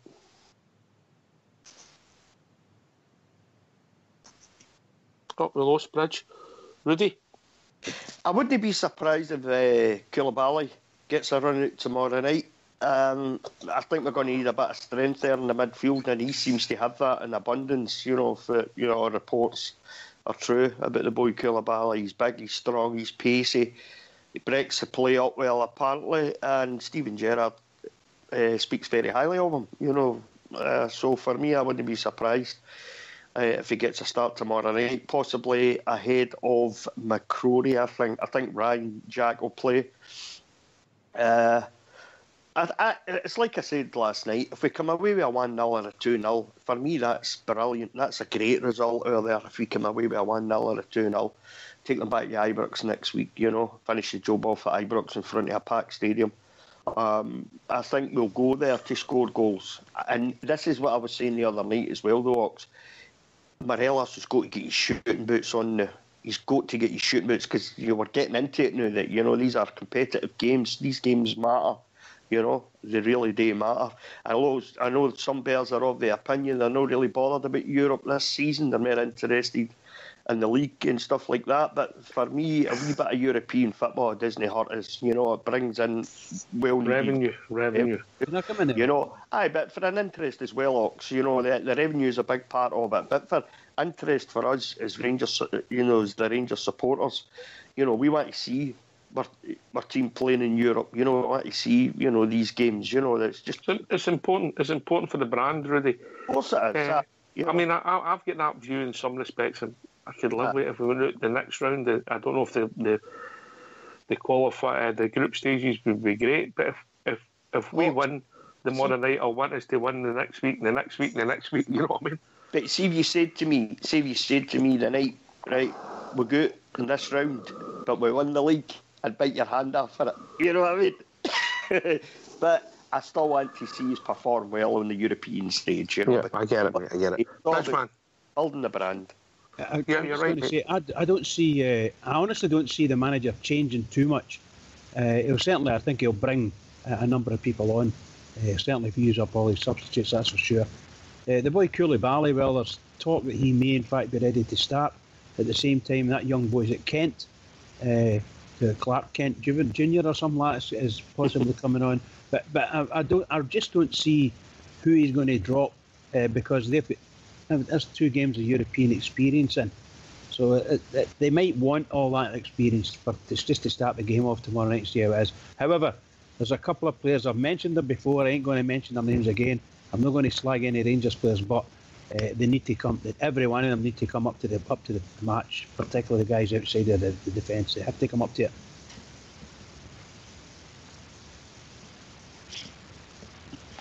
Can I just say another thing about his interview? He mentioned a couple of players that play for us, Jack, and I had said when I watched them last week, mate, that down the left-hand side, they're absolutely electric pace. He mentioned the fullback who scored the winning goal. I think it was in either the first or second goal. And the left winger was the other one. The boy was on the left who had electric pace as well. Taverner better just defend tomorrow night and not go too much wandering for me, or he could leave us open at the back. Here. Can we just put it out there? It's a 7:45 kick-off tomorrow night, is that right? Correct. Yep. Yeah, so we'll be on air at 6:45 tomorrow night with a pre-match show. And then we'll be on approximately 15 minutes after the final whistle up to our usual time. That's correct, Fox, yeah? Correct, pal. 6:45 the show starts tomorrow. Pre-match building up to when we get the teams, and we'll start the show and we'll talk about how we see it going. You were coming in there, Bridge, on you go, mate? No, I agree with Fox. I think what the manager said, he said a lot about the opposition. He's very good, knows his stuff, and when he says, when he highlights something like down near left, they're very, very fast, or they're very good, he must be able to, in his mind, have something in his mind that was got a plan of some description to nullify that. Personally speaking, I don't think Tavernier's the person that can nullify it, but you never know. He might turn to a really good fullback tomorrow night. Well, you said you weren't going to slag any of your players. I don't mean that. I just mean from a positional perspective and the best player. He's more an attacking fullback rather than a defending fullback. Yeah. Rudy, what's your thinking for tomorrow night? Sorry, mate. I better go to the other lads. When you go, Rudy, just quickly give your views on how you think it'll pan out before I go in the lads. I think I've got a pretty good feeling about tomorrow night. You know, don't take that to the bookies or anything, though, because I'm rubbish at that. But I've got a pretty good thoughts about tomorrow night. I think we'll come away with a win, hopefully a clean sheet. Set us up for a really good game at Ibrox next week. I've got a feeling we'll get through this tie. I think it'll be tough because I think this team are I don't know that much about them, only what I've read in the last few days online. But I think they're a step up from the last team that we played, from the Macedonians, you know. But I think with the quality that's been added to the side, I think they'll get a run at some point tomorrow night. And by that I mean Koulibaly. I know Big Umar Sadiq's not there. But I think Koulibaly and the boy Kent, Ryan Kent, I think they'll get a run out at some point tomorrow, and I think we'll come back with a win.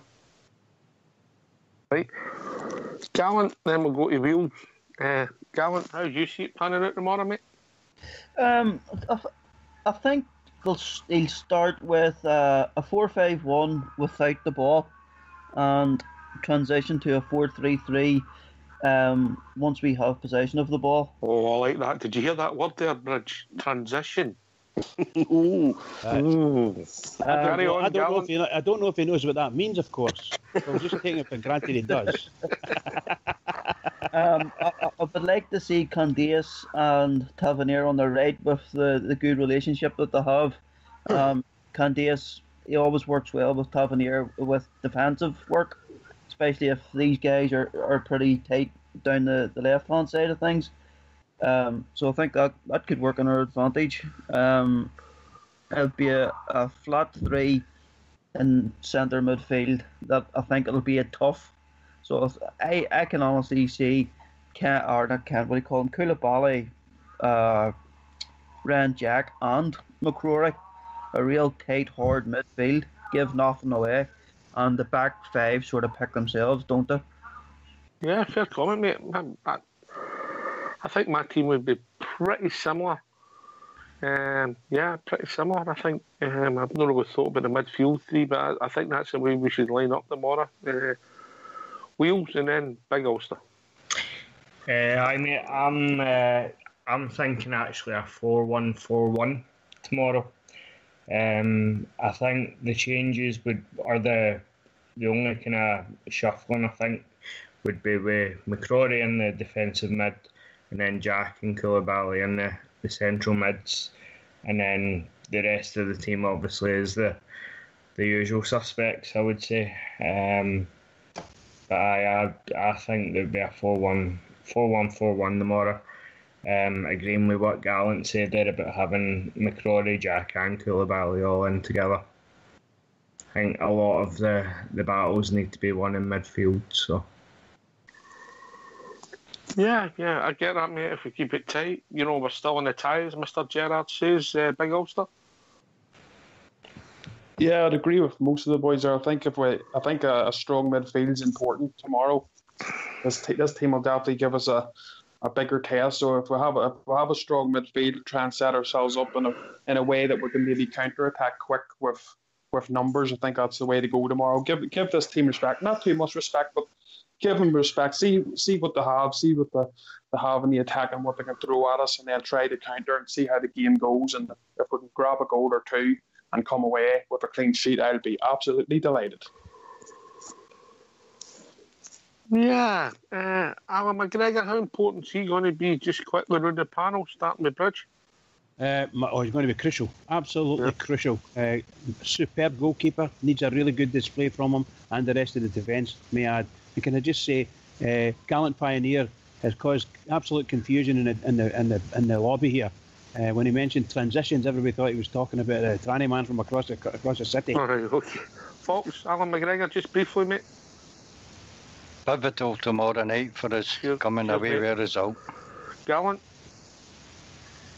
As long as we keep a clean sheet, you can't get beat with a clean sheet. I'm happy enough with a clean sheet. That man's a professional. What about that? He even get the cliches, Bridgeman. Absolutely brilliant. He's this is definitely going to be his biggest test so far. But I have absolutely no worries at all. I think he will show us what he's made of and what he always has been. Thank you, Rudy Bear. Aye, when he was called on in the last round, he was there, and I expect him to perform the same tomorrow night. Don't have any worries about him at all. Big Ulster. I think he'll be crucial, but I hope he has a really quiet game. Oh, good thinking, mate. Over to Bridgeman. Wonderful night tonight. Thanks very much, Oxjer, for everything you put into it, and all the rest of the guys from a technical perspective and the administration side of it. Fabulous. To all the Rangers fans all over the world, in particular Rangers fans on here on Rangers Radio, every single one of us, please keep it going for the Rangers. We're going to need it. Keep it going. Can I thank everybody who's contacted the show this evening with all their kind words about Rangers Radio, to Bridgeman, Fox, Gallant Pioneer, Wheels, Rudy Bear and Big Ulster for taking the time to join the panel, and give me special thanks to the one and only Tom Miller for taking the time from RTV to join RA. This has been Rangers Radio. We'll be back tomorrow night at 6:45 with a pre-match show. Take it away, Fox.